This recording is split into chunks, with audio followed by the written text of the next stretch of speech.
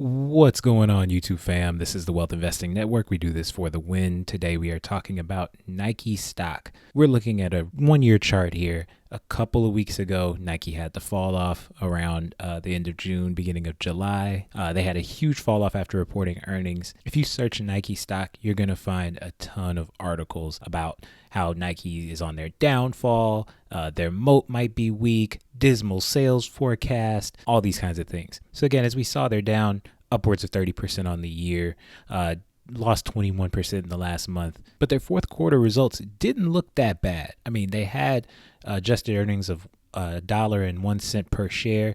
That's a 53% jump year over year. Usually a company reports huge profits. It's a good thing, but the market is a little bit more forward looking. So even though they had currency adjusted revenues at $12.6 billion, it was slightly below the year ago period's figure. It was about $0.3 billion or $300 million below the average analyst firm, but really it was about their first quarter guidance. So what's happening in the future, they're expecting a 10% revenue drop due to continued Nike Direct weakness. So this all relates to their strategy. The real part of it is that things went very direct to consumer during the 2020, 2021, that era where people were going to stores less, dealing with third parties like Nike's relationship with Macy's and things like that, where they're selling in other people's stores.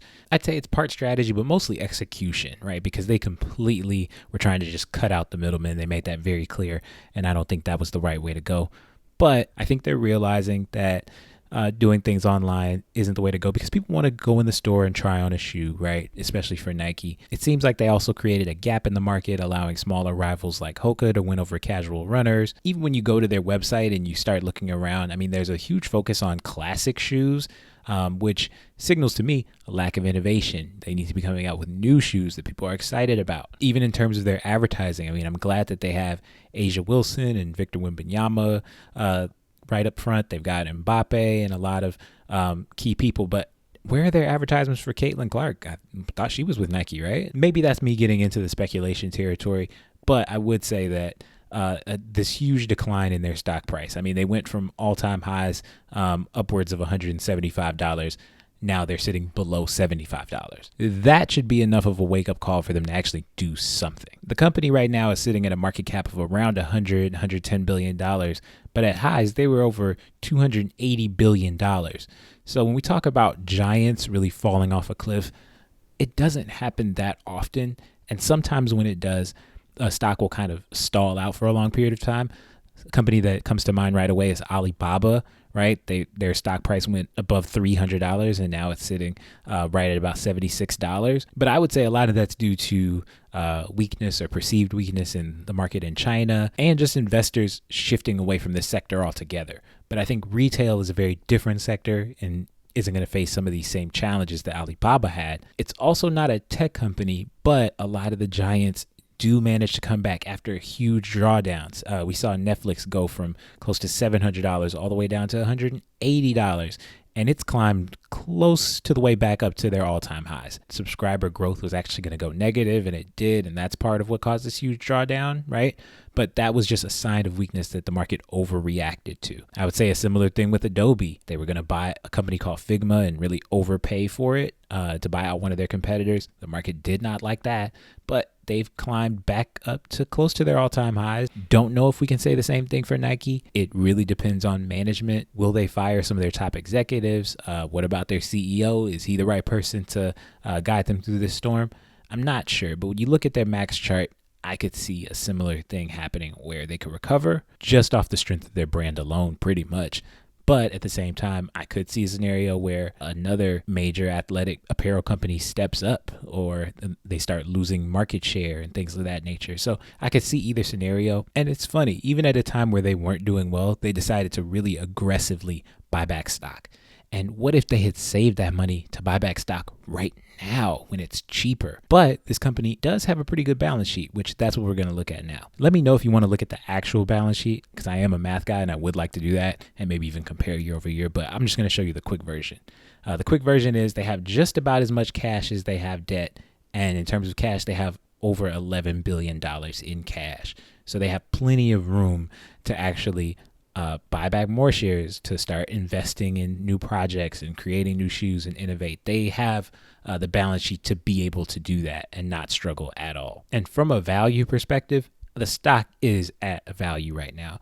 When we're talking about their PE ratio sitting close to 18, the last time they traded this low in terms of a price to earnings ratio was 2017? And even though growth has slowed, right, these green bars, and it might even go in the red, their trailing 12-month revenue is still at an all-time high. And when I look at these figures, this actually makes the stock very interesting to me. Almost too cheap to not get in at this point. Price to sales ratio close to 2. It hasn't been that low in a very long time either. I mean, you can pretty much buy this stock very close to the COVID lows, which at that time, people thought we literally won't be able to go into stores to buy Nike.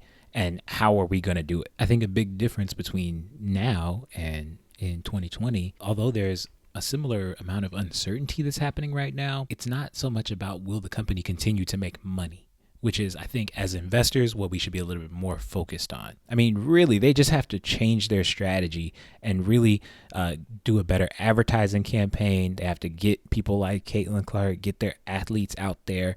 The Olympics are kind of underway, really get their name out there in that sense. And I think they have a chance to do better. They still have a very strong brand. Even though there are some new competitors, we're talking about Nike here. So I actually did step in and buy literally one share of Nike, and I started my position off small because I'm expecting to buy more soon. And I'm glad I kind of waited a couple weeks to really look at this, because that first couple days when things were coming out, the news was terrible.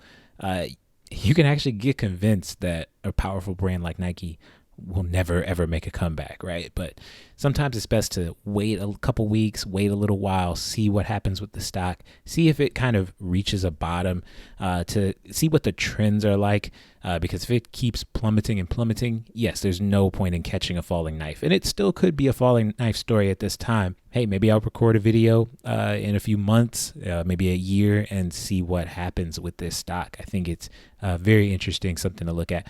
Comment below. Let me know what you might do with Nike.